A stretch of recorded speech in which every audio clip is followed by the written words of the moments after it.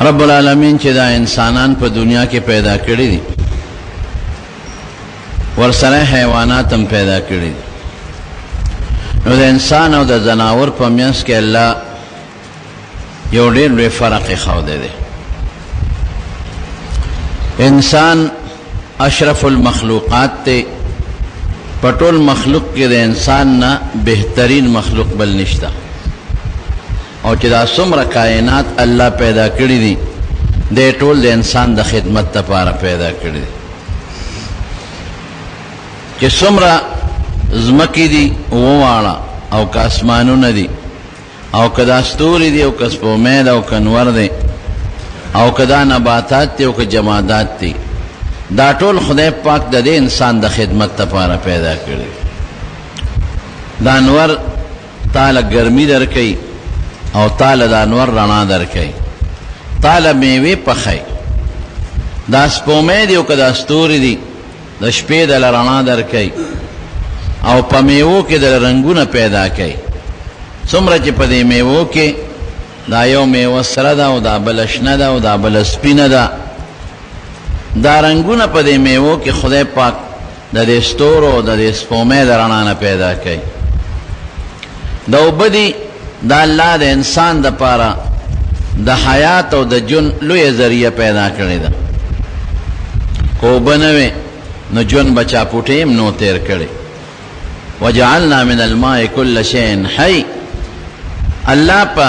اوبو کې حیات پیدا کړی دی ژوند پیدا کړی دی چې کله اوبه کمی شي نو الله فوراً اوریځ راولي او بارانونه تې وکړي په ځمکه کې چینې پیدا کړي او دریابونه خدای پیدا کړي که دا هوا ده دا هم د انسان د فایدې دپاره ده که دا هوا نه وي قسم دی که چا ژوند تېر کړی وي دا چې څومره کافران دي دا بره د سیارو ته خیږي او د دې ستورو د دې سیارو معلومات اخلي چې که داسې یو ماحول چې ته پیدا شي چې هغې کې اوبه وي او هوا یې پکې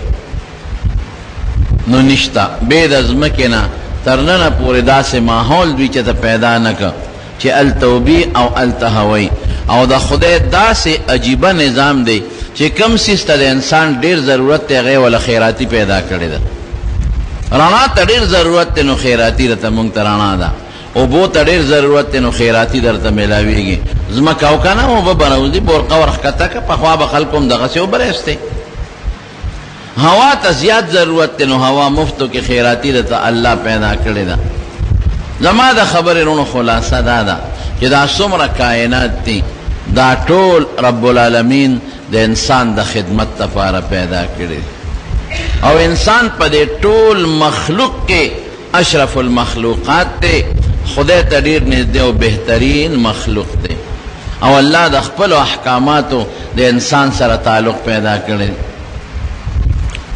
که دا غویان خدای پیدا کړي دا هم د انسان د خدمت لپاره قرآن شریف کې الله فرمایي وسخر لکم الانهار سخر لکم الشمس والقمر دائبین ستاسو دپاره وي ما پیدا کړي دي سخر لکم الانهار نهرونه ستاسو دپاره ما پیدا کړي دي او تا ته مې آسان کړي دي الله فرمایي او دا څاروي فی الانعام حموله بعضې دله بارونه وړي د بعضو نه پیس کې د بعضو غوښه خورئ بعضې ستا خدمت کوي دا ټول حیوانات او زما رونو د دې حیواناتو او د انسان په منځ کې الله بنیادي او فرق هم پیدا کړی دی انسان له عقل ورکړی دی هغې له عقل نه دی ورکړی انسان د خپل عقل په ذریعه ځان له جامه جوړولی شي او اغوندي د هغې عقل نشته نو جامه هم نشته انسان د خپل عقل په ذریعه خپل ځان له کوټه جوړولی شي هغې کې د ګرم او د یخو انتظام کوي حیوانات ځان له نه کوټه جوړولی شي چې د یو جاله به جوړه کړي پوټینۍ غوندې هغه جال هم چې جوړوي چې ته د انسان کوټه کې به جوړوي اونه کې به جوړه کړي بل دی ولا باران روانه کړي خو داسې کوټه لکه مونږ چې دان لکه مې کوټې جوړو روشندان پکې جوړو یخنۍ کې پکې هیټرې لګو اور بلو او په ګرمۍ کې پکې ځان ته ایئر کنډیشن او پکې لګو د انتظامات هغې نشي کولی مونږ له خدای عقل راکړو د عقل په ذریعه مونږ کوو ځان له ډوډۍ غنم کرو ځان له تجارت کوو حیوان کې دا شی نشته دا عقل د هغوی نشته اسرونو بنیادی سیز چې د توخیم چې پاغه انسان د دې ټولو حیواناتو نه جدا دی او الله وی چې انسان باغه کوي اصل شی دی هغه دا چې دا انسان یو بل سره د حیا جون تیر کی او د انسان یو بل سره د احترام جون تیر کی په حیواناتو کې دا حیا نشته حیوانات نه دا پکشتا چې د انسان نه حیا کی نه حیواناتو کې داشتا چې د خپل چانه پیدا دی چې کمه مور دو کمه پلار دی داغي نه حیا کی که گیا وته واچه نو چې کمه مور دا غوا هغه په بچی پخکرو وای اگیا ځان ترا قبضه کوي او بچی ځان ته گیا را کاږي مور پخپل خورخکرو وای او دا یو مور نه دو پیدا سخی یو لړ پستر پخکرو دغه ور کوي گیا ځان ترا کاږي او بلبل پخکرو دغه ور کوي ځان لګیا را کاږي دا حیا او د احترام دا په حیواناتو کې نشتا دا کشتنو صرف او صرف په انسان کې شتا انسانانو کې حیا شتا انسانانو کې د یو بل احترام شتا او دا شریعت مقرر کړی دی زوی به د پلار احترام کوي زوی به د پلار نه حیا کوي لور به د پلار او د مور نه حیا کوي او لور به د مور او د پلار احترام کوي او کشر به د مشر قدر او احترام بکوي او د هغه په مخ کې به کار نه کوي خپل حیا بکوي او ښځه به د خاوند نه حیا کوي احترام بکوي او دا چې کم مشران دي دا په خپلو کشرانو باندې شفقت کوي او دا طریقه مونږ ته چا ښودلې ده دا راته قرآن ښودلې ده او نبی کریم صلی الله علیه وسلم ښودلې ده او چې دا جن په کومه معاشره کې او په کومو خلکو کې هغه بهترین مخلوق دی بیا لکه دا په صحابو کې دون حیا به صحابو کول او دون احترام به کو د مشر او بیا خصوصا د نبی علیہ السلام قسم دی چې دا غي مثال به په دنیا کې پیدا نه کی دې د یو څو مثالونه اوس در کوم حضرت ابو هريره رضی الله تعالی عنہ یو ځل پلار روانو او د پیغمبر علیہ السلام سره ملاقات وشو چې ملاقات یې څنګه وشو نبی علیہ السلام له لاس ورکړ چې لږ سات مخکې تیر شو د نبی علیہ السلام سره نو په یو کوڅه کې تدا سه پټ شو په یو لار حضور پاک جمعه ته لاړ ابو هريره نشته لږ سات پس ابو هريره راغی دا حضرت ابو هريره دا د پیغمبر علیہ السلام یو خاص نږدې شاګرد و دې روس راغلی د مدینه منوره ته دی په اومه هجره محرم کې راغلی دی څوک وایي هم په دغه کال اسلام او ایمان راوړی دی خو راجح دا ده چې دی د مخکې نه مسلمانو طفیل ابن عمرو الدوسی رضی الله تعالی عنه دی راغی د دوس قبیله او د ابو هريره او د یو قبیله وه دی راغی مکې مکرمې ته او په مکه مکرمه کې نبی کریم صلی الله علیه وسلم باندې ایمان راوړه او بیا نبی علیہ السلام د تویز خپل کلی ته لاړ شي یمن ته او خپل قوم ته دعوت کوه او خپل قوم ته تبلیغات کوه دین ورته رسوه یو وخت دی راغی نبی علیہ السلام ته شکایت وکړه وی د الله رسوله زما قبیله چې کم دوس قبیله د هلاکت تباه شوه اسلام ته توجه نشته او ما پورې خاندي او ملند او ټوکې را پورې کوي خیره وتاو که چې خدای پاک زما دا ټول قوم تباه کی حضور پاک خو ډېر شفقت والا پیغمبرو لاس یې اوچت کړل وی اللهم اهد دوسا وات بهم وی خدای د دې دغه قوم د دې طفیل ابن عمر دا قوم خدای دا مسلمانان کې وات بهم او ټول ته پړه کې د هجرت شوق واچي ټول مال راولي اگر خیری کوختی د نبی علیہ السلام او حضور پاک ولا دعا وکړه وی زه قوم ته خدای بخیر کی چې دی واپس قوم لراغه ټول قوم خدای مسلمانان کړ نو بعض حضرات وی چې ابو هريره په داړمبور وضو کې د طفیل ابن عمرو الدوسی په تبلیغ خدای مسلمان کړي خو په دې علماء اتفاق دی چې په اومه هجره کې چې کله خیبر فتح شو نو دا ابو هريره رضی الله عنه راغی پیغمبر علیہ السلام ته خپل نوم عبدالرحمن دی څه اختلاف پکې د علماء د ده او د پلار په نوم کې شته، خو نوم یې عبدالرحمن دی او د پلار نوم یې سوخر دی، عبدالرحمن د سوخر زوی. اختلاف پکې لږ ډېر شته په دې نوم کې. ابو هریره ورته ولې وایي؟ هریره پیشونګلی ته وایي، هره پیشو ته وایي او هریره پیشونګلی ته وایي. نو دی وایي ما سره یو پیشو وا مې ساتلې وه. بعضې خلک پیشو سره مینه کوي، نو کله او میدان سره دی لستوڼي کې تړله، لستوڼي به د صحابو اوږده اوږده به غټ غټ لستوڼي به، او د شپې به مې بیا په ونه کې کېنوله. نو یې خلکو راته وي ابو هریره پیشو والا، پیشونګلی والا. دا ابو لفظ په عربی کې دا د صاحب او د ملګري په معنا مستعملیږي. ابو هریره پیشونګلی والا. نو چې نبی علیہ السلام لرالم مدینه شریفه ته پیشو را سره وه، نو حضور پاک چې وکتل نو هغه م راته همغه خبره هغه نوم باغېسته چې هلکه ته خو پیشونګلی والی. ډېر زیات چې څنګه حضور پاک لراغې د پیغمبر علیہ السلام نه جدا شوی نه دی. مور یې وایي زما مور کافره وه او مور بار وخت وهه، او دا به یې ورته وی چې واپس خپل زوړ دین له لاړ شه، خو ده د مور نه منل. ګوره احترام د مور یې څونه کړی دی. مشر سړی دی، اوس مشر له مور ډب ورکولی شي،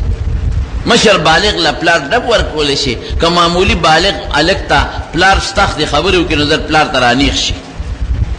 که مور ورته دوه خبرې کوي نو سترګې ورته رابرندې کړي. دا ولې؟ دا د شریعت او د اسلام چې کوم خوی دی دا په د هلکانو کشر کل کې نشته.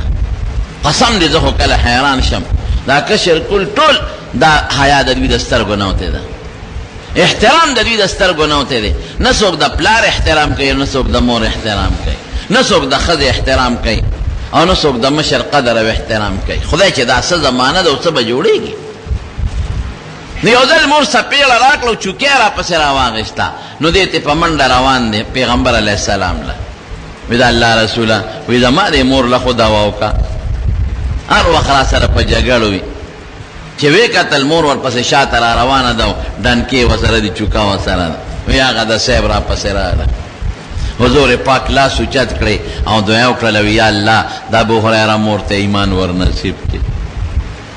مور چې څنګه را نږدې شوه، وی صاحب دا د جومات ته راله. نبي علیه السلام مسکي و، د ابو هریره مور له اواز ورکوي څنګه رالې؟ خورې یا ترورې هر څه چې و. وی د الله رسوله ایمان لرالم، ما ته مسلمانی وښایه. راغلی په کوم نیت وه، خو د پیغمبر علیه السلام دعا وه او عرش سره یې ډغره وواله، خدای مسلمانه کړه. د پیغمبر علیه السلام 5304 احادیث د امت ته رسولی دي. 5304 حدیثه. خدای خبر چې نور به ورسره څونه و، خو دا هغه دي چې دا امت ته د رسولی دي. نو خلکو به پې سوال کو، وی تا د حضور پاک سره صرف 3.5 کاله وخت تېر کړی دی تقریبا، او نورو صحابو چا 10 کاله، چا 15 کاله، چا 20 کاله تېر کړي دي. نو هغې وی دومره حدیث لري نقل کړی او تا ته دومره حدیث یاد کړي دي. نو دی وی دوه خبرې کوي، وی زما او د نورو صحابو منځ کې دوه فرق دی. وی نورو صحابو انصار او مهاجرو، نو انصارو به په خپلو پټو کې کار کوو، هغوی د خپلو زمیندارو نه نوزګارېدل، چې ضرورت پر راغی حضور پاک ته به رانږدې شو او جهاد له به هم تل لمونځونه به هم کول. او چې کم مهاجرینو نو هغوی به تجارتونه کول. او ابو هریره خو چې به خېټه کې او نوړی ډوډۍ میلاوېده د پیغمبر نه به نه جدا کېده. زه به ورسره هر وخت به ورسره موجود وم. نو هغه خبرې ما یادې کړي دي چې نورو صحابو نه دي یادې کړې. سفر کې به ورسره ځم، په مدینه شریفه کې به ورسره ځم، دروازې به ورسره زه ناستم او د شپې به ورسره زه ناستم. او دویمه درته یو ټکي ووایم، وی یو ځل ما حضور پاک ته شکایت وکړ چې د الله رسوله ستا نه خبره اورم کله مې یېره شي، کله مې خبره یېرېږي. وی راته وی لمن خوره که، وی په ما یو صادر و هغه مې خور که. وی چې وی خور که نو حضور پاک څه الفاظ وی په هغې کې چوپ کړل، او ما ته وی دا صادر ځان پورې ومږه. وی ما هغه صادر راوړاره کې خولې نه وتل، ما ته به داسې یادېدل چې به زما نه بیا نه یېرېدل. ملاو شو دې ته په کوڅه لاړ او حضور پاک جومات ته لاړ. نو لږ ساعت پس جومات ته رادننه شو. چراغی نو پیغمبر علیہ السلام دی تپوسو کو اینا کنتا یا ابا حریرہ ابو حریرہ چرتا تلے وے کم زے وے گورو سے احترام تا گورا وی دا اللہ رسول جنوب ام پلوی بیاو دا سے کیوں ما جنابت کیوں لوی بیاو دا سی میں نو کرہتو ان اجالسکا نو دا اللہ رسول دارا تڑیر بد اخکاری دا چی تا سر پا مجلس کے کینما لویا بیاو دا سیویوا نو تا سر کیناستے نشم نو لارم غسل میو کو امی لمبل نو بیا تا سر رالمو تا سر کیناستم صحابہ چی با پلویا بیاو دا سیو کو پیغمبر علیہ السلام سر بنا کیناستے دن حضور پاک وطوینا ابو حریرہ ان المؤمن لا مسلمان خو پلیتیگی نا خیر دے کو سوک بیا بیاو دا سی کی می او بل سر پا مجلس کی کینی نو کیناستے شی سوک او دس مات کی او بل لاس ور کئی نو لاس ور کولی شی لاس خو پلیت نرے تو سوک پلویا بیو دسے کی داغا لاس پاک تی داغا خوالا پاکا دا لیکن سدی لیکن صحابہ بدون دا حضور پاک احترام کاؤ چی بیو دس ابو پیغمبر علیہ السلام لبے لاس نور کاؤ او دس بیو کرابلل نبی کریم صلی اللہ علیہ وسلم لبے لاس ور کاؤ دا احترام خیبر کے یو سو مسلمانان تلیو خیبر تا داغا زمانہ ہو چی خیبر فتح شویو نو یو کس پا کی یہودیانو ملکو رو ریو او تریو دویرال پیغمبر علیہ السلام تے دعوی پیش کا جسیب زمان یو رور پا خیبر کے چاو جلے دے یہودیانو نو چی چا خبری کولے اغل آغا ملی رور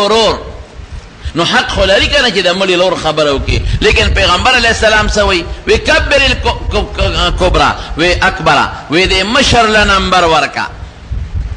ٹک دا چی تا دا ملی رورے او دا بلی دا ترز وی دے مشر دے و تکشر مشر لمخ کے نمبر ورکا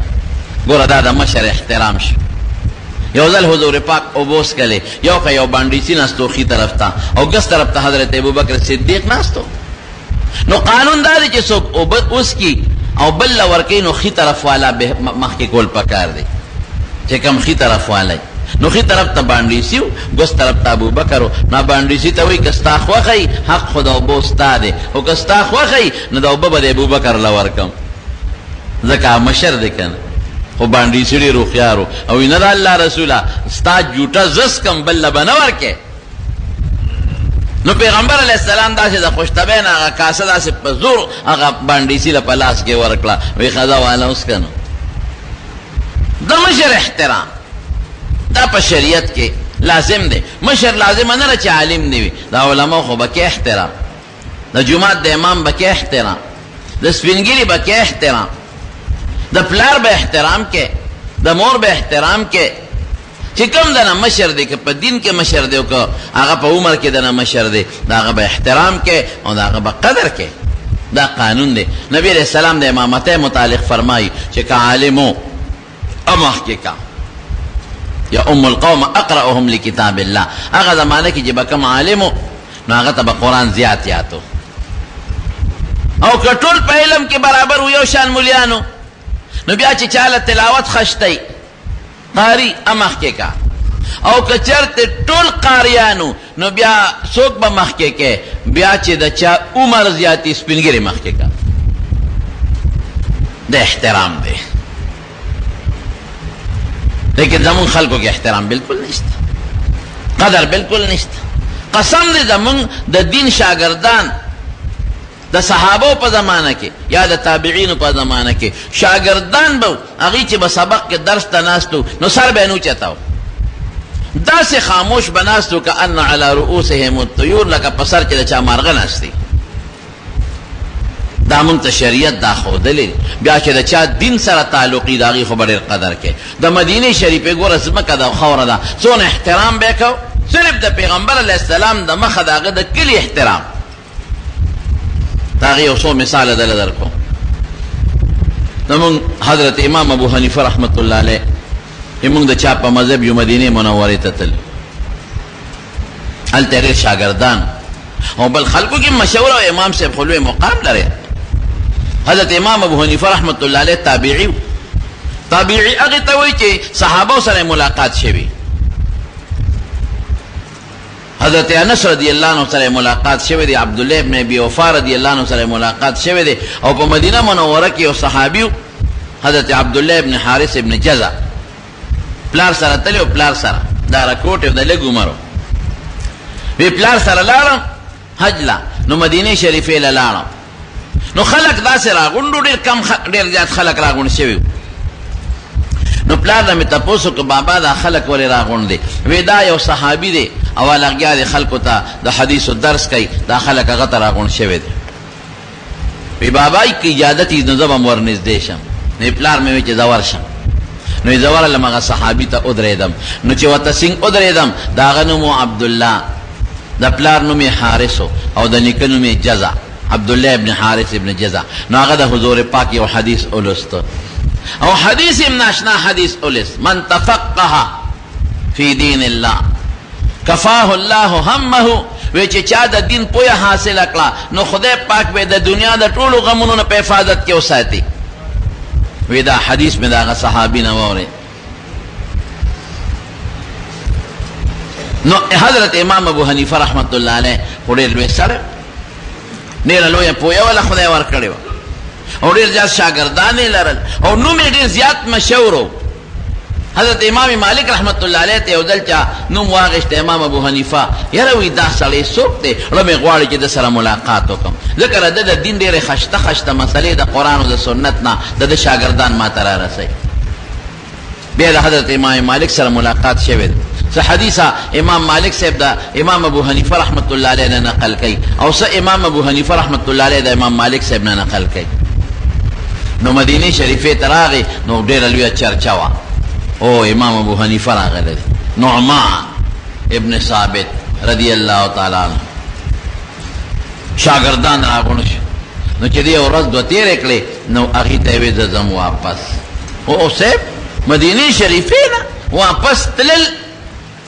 خلق خو غواړي چې خدای مدینه کې مې ډېر جون نصیب کې، هغه زمانه کې خو ویزې نه وې،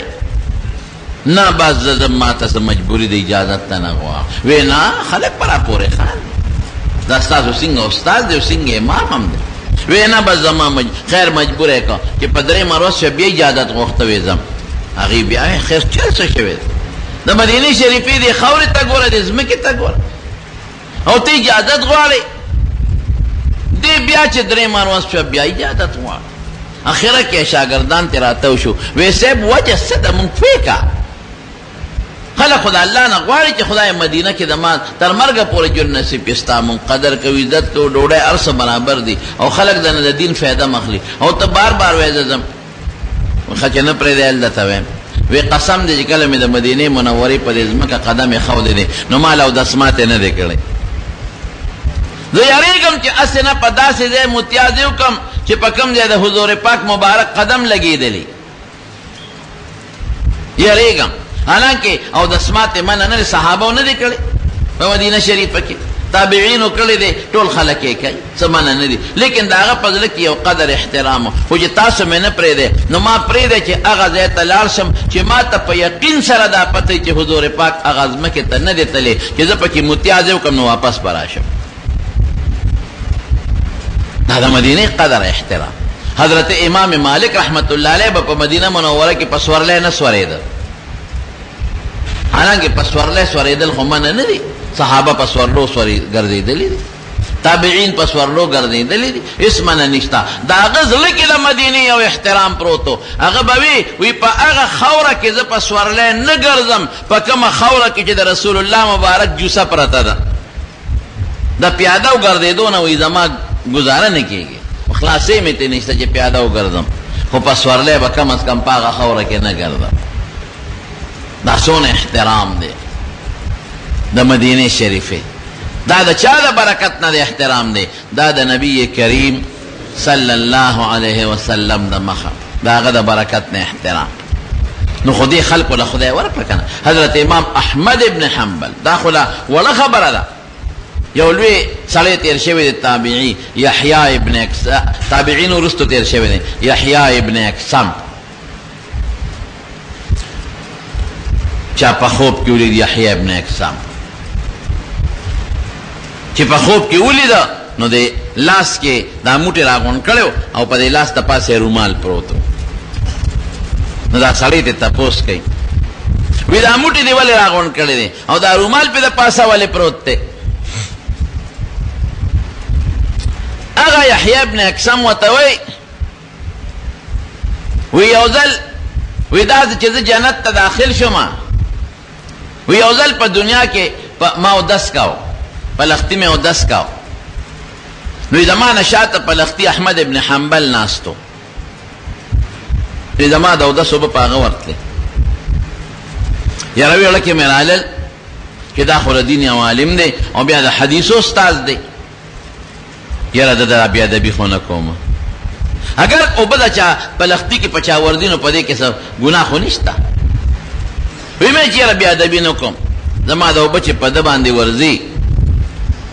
نو دا ښه خبره نه ده نو زه پاسېدم نو په لختي کې د هغه نه شاته کېناستم دا یو ادب مې ولا وکړ نو چې مړ شو چې چا خوب کې ولید نو وی دا هلکه لاس دې موټی کړی دی او د پاسه پې رومال پروت و دا ولې نو دی ورته وی دا یحیی ابن اقسم وی دا چې کله مړ شم او الله ته مخامخ شو نو رب العالمین انا تپوس وکړه یحیی څه دې راوړي دي وی مې چې خدای ما سره څه دي اوس چې الله دنه د قیامت پر ورځ تپوس وکړي او یا چې مړ شي ساده نه وځي او الله دنه تپوس وکړي چې څه دې راوړي دي نو خدای له به څوک جواب ورکړي وی بس جواب را سره نو وی راته وی چې یو عمل دې کړی دی او په هغه عمل دې بخم خدای ما څه عمل کړی دی وی یو ځل تا په یو لختي اودس کو او ستا د اوبه د اودس په یو عالم ورتلی د ما د دین عالم او د حدیث استاد و په احمد ابن حنبل نو تا د هغه قدر وکړه نو په لختي د هغه نه شاته کېناستې نو په دغې دې بخم زه جنت ته ځه ګوره صرف د یو عالم احترام ته ګوره احترام دونه ښه شی دی حیا یې په سړي کې که نو په دې دې بخم نو چې جنت ته لاړم نو امام احمد ابن حنبل ناست دی اوس د حدیثو درس کوي او شاګردان ورته ناست دي نو زه په هغه حلقه کې ودرېدم هغه خلکو کې نو یو حوره راله او په زولی کې ورسره ملغلرې وې هغې پې داسې ونوستې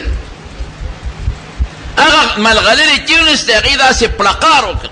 جمع کې وو نو یو ملغلره زما د لاس لراله دې موټي کې مې نیولې ده او د پاسه پېر ما رومال یې ښودی دی ګوره رونو د دین د عالمانو احترام دا به کوي اوس دا شی بلکل پخوا زه ماشوم هم دې مشرانو ته پته ده په دې ودونو کې به اکثر دا خلکو دا ډولونه مولونه ډنګول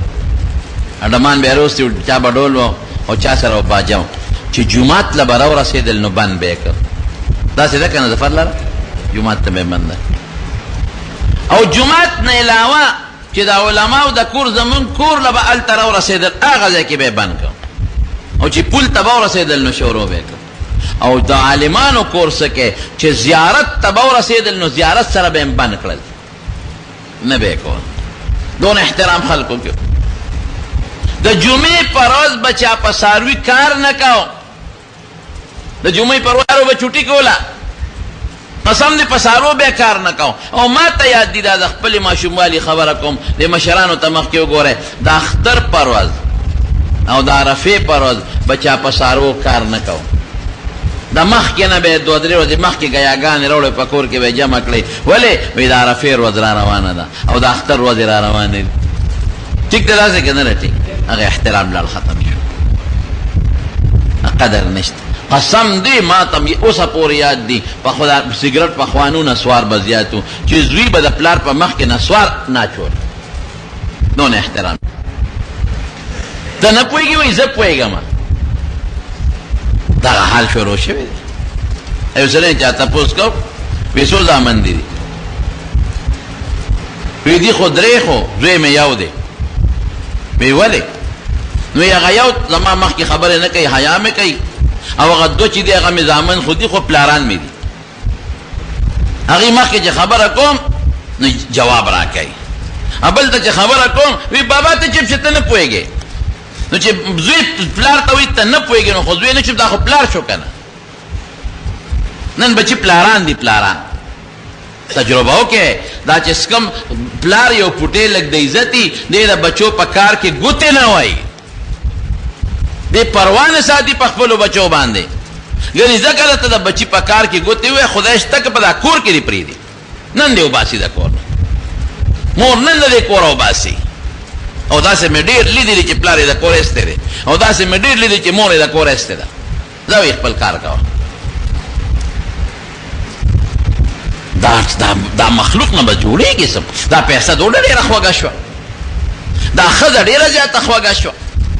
ټیک ده د ښځې خپل حق دی هغه به د ښځې حق به پوره کوي خو داسې به هم نه کوي چې د ښځې دپاره مور سپی شي داسې به هم نه کوي چې د زوی دپاره پلار سپی شي او مزدور شي داسې به نه کوي شیخ صاحب د خدای پاک وبخي هغه یو خبره کوله یو هلک پلار داخل کړو په یونیورسټۍ کې نو ملاقات لی لاړ ملاقات لی لاړ نو هغه هلک په دې پلار وشرمېده چې دا بابا مې راغی پخوا خو به خلکو د خامتا جامې چولې وې او د خامتا پټکي به او دا شی نشته ته نه پوهېږې وایي زه پوهېږم دغه حال شروع شوی دی یو سړی چا تپوس کو وایي څو زامن دي وی دي خو درې خو زوی مې یو دی وی ولې نو هغه یو زما مخکې خبرې نه کوي حیا مې کوي او هغه دوه چې دي هغه مې زامن خو دي خو پلاران مې دي هغې مخکې چې خبره کوم نو جواب را کوي بل ته چې خبره کوم وی بابا ته چې ته نه پوهېږې نو چې زوی پلار ته وایي ته نه پوهېږې نو خو زوی نه شو دا خو پلار شو که نه نن بچي پلاران دي پلاران تجربه وکړئ دا چې سکم پلار یو پټې لګ د عزتي دې د بچو په کار کې ګوتې نه وای دې پروا نه ساتي په خپلو بچو باندې ګنې ځکه ته د بچي په کار کې ګوتې وای خدای شته که په دا کور کې دې پرېږدي نن دې وباسي د کور مور نن دې کور وباسي او داسې مې ډېر لیدلي چې پلار یې د کور ایستی دی او داسې مې ډېر لیدلي چې مور یې د کور ایستی ده ځه خپل کار کوه دا مخلوق نه به جوړېږي سم دا پیسه ډېره خوږه شوه دا ښځه ډېره زیاته خوږه شوه ټیک ده د ښځې خپل حق دی هغه به د ښځې حق به پوره کوي خو داسې به هم نه کوي چې د ښځې دپاره مور سپی شي داسې به هم نه کوي چې د زوی دپاره پلار سپی شي او مزدور شي داسې به نه کوي شیخ صاحب د خدای پاک وبخي هغه یو خبره کوله یو هلک پلار داخل کړو په یونیورسټۍ کې نو ملاقات لی لاړ ملاقات لی لاړ نو هغه هلک په دې پلار وشرمېده چې دا بابا مې راغی پخوا خو به خلکو د خامتا جامې چولې وې او د خامتا پټکي به او دا شی نشته خدای ګواه دی ما ته اوس هم یاد دي دلته باباجي له به زمونږ بعضې سپینګیري بوډاګان به راتلل هم د دې محلو او غټې غټې خلکۍ به یې چولې وې غټې غټې اسحاق کاکا خدای پاک دې وبخي تڼۍ به دلته کې ابل شان تڼۍ به وې اوږدې نو خلکۍ به ما ته اوس هم یاد دي او نور مشران به سپینګیري خلکۍ به پټکي به یې والي ټولې مزېدار پڼۍ به یې پخپو وې چغار به ترې ختل جومات کې به ناست و برکتونه خو ستام دي که نه بشیر جانه برکتونه واقعي نو دغه سپینګیري د خامتا جامې وې د خامتا پټکې او د زوی ملاقات ته چې هغه زوی له لاړ یونیورسټۍ ته ملاقات له چې هغه وکتل یا خدای د پلار د جامو ته وګوره او د پټکي ته وګوره او د څپلو ته وګوره شلېدلې دا څه کم ځای نه را نازل شو دا هلکان به راپوروس خان دي چې دا پلار ته یې ګوره نو هغه هلکانو ته تپوس وکړه هغې خو پې پوه شو دا د تندي ته یې مو کتل او هغه سړي باندې هم پوه شو ویې لکه دا بابا څوک دی نو هغه هلک ورته وایي دا زمونږ د میخو مزدور دی موږ له میخې ساتي نو چې دا زوی یې چېرته چای پاڼې پسې بار ته ووته هلکان پې پوه نو د هغه بابا نه یې تپوس وکړو وی بابا دا هلک دی څه دی وی دا مې زوی دی راغلی م یاد شوی مې دی لږ به یې ښکل کړمه یو 2 روپۍ مې وله راوړي دي دا فلینکو چې خو هغه زمانه کې نه رالم چې دا زوی به ووینم ښکل به کړم یو 2 روپۍ وله مې راوړي دي هغه هلکانو ورته وایي ښه بابا وی هغه خو چې دا زمونږ د میخو مزدور دی وی ټیک وایي بابا شنه غریب پښتونو وی ټیک وایي د مور میخه ده او زه یې وله ساتم نو میخه چې ساتې نو که مزدور وته وی او که سنډا وته وی دا ټیک وایي د مور میخه ده او زه ساتم هغه میخه نو زه مزدور شم که برکت لاړ. بشیر جان ټیک خبره وکړه، احترام ختم، برکت لاړ. کم سکون او کم اطمینان او کم خوشحالی چې په هغه جون کې وه، قسم دې که اوس په موټر کې او په بنگله کې هغه خوشحالي او اطمینان شته. لپه ګولی خلک خوري نو ده کېږي، لپه ګولی. بابا جي له زمونږ یو سړی راغی د پېښور، زه راکوټ یم، دا طالب وم، او هغه ته کېناسته او ورته ویې مولوي صاحب ما ته دوا وکړه، ډېر پریشانی کې پروت یم. خو د پیسو نه ګورې، هغه زمانه کې بخار کې دا ټورسټ چلېدې، دا پلینکو چې نه وې، دونه مې ټورسټي دی او دونه مې میلونه دي او دونه مې پمپونه دي، هر څه مال دولت ډېر اجره ورسه ډېر دی. خو ذهني پریشانی مې ده او په مولیانو او په پیرانو ګرځم، چا نه دوا غواړم او چا نه وظیفه غواړم. ما ته دوا وکړه چې پریشانی مې ختمه شي. یو لپه ګولی خورم نو ماښام وده کېږم، خوب راله نه راځي. هغه ورته دوا کړه. یو سور وظیفه مې اخبار کته، که د چا نه مې اورېدلي زمانه ډېره تېره شوه، نو هغه سړي د اټک د پل نه دریاب ته ټوپ والې او ځان خودکشي بیا کړې وه. سکون اطمینان نشته. څوک د بچی د لاسه پریشانه کې، څوک د ګاونډي د لاسه پریشانه کې، څوک د رشتہ دار د لاسه پریشانه کې، خاوند د ښځې د لاسه په پریشانه کې، خواښې د انګور د لاسه، اسخر د زوم د لاسه، زوم د اسخر د لاسه. یو لوی ټینشن او پریشانی جوړه ده. خلک په لوی مصیبت کې پراته دي. خدای ګواه دی، دا خلک به په دې حجرو کې ناست ټوله شپه به ګپې لګولې، ډوډۍ به نه وه، خوینده کچالان به خوړل او چې تلاوڼ به غریبانانو خوړه. پرجونه کم ځای په کورونو کې پرج مرج پکې نو، نه پرجو نه واشنګ مشینو. په دې کنده کې به دا ټولې زنانه به په دې کنده کې د جمعې په ورځ به خوټکواڼي ټیمان باندې کړي، په دا کنده کې اورونه به بلول او په هغه جامې به وینځلې. دا کنده کې هلکه نه وه داسې، ټولې زنانه به راوتې وې جمعې په ورځ، او تختې او صوبالي به ورسره وو، تخته به خودې وو، صوبالي به ورسره وو، لاندې به پټیمانو ته اور بله وو، خوټکواڼې به یې ورته وې، جامې به یې وینځلې. خدای ګواه دی که هلک به ښځې مخ ته کتل، په کنده کې به هلکانو جینکو یو ځای لمبل، دا حیا وه. که هلک به جینۍ ته کتل، د اوه اتو کالو ماشومانو به پرتوګونه نه اغوستل،